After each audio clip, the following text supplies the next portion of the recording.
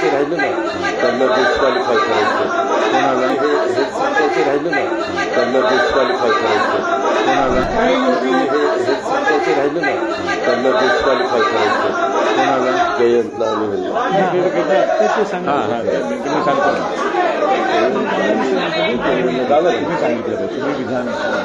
एक मिनिट मी आपल्याला सगळ्यांना एक गोष्ट सांगू इच्छितो. एक बाकी आहे. मीडियामध्ये मी वाचलं, ऐकलं, पाहिलं की 9 जणांच्यावर कारवाई करावी आणि ह्याच्या संदर्भातली डिस्क्वालिफिकेशनची असं बोलण्यात आलेलं आहे.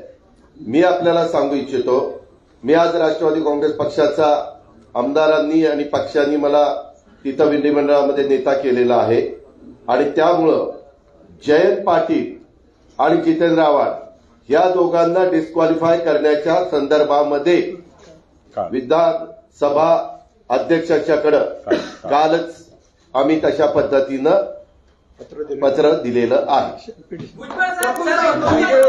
धन्यवाद.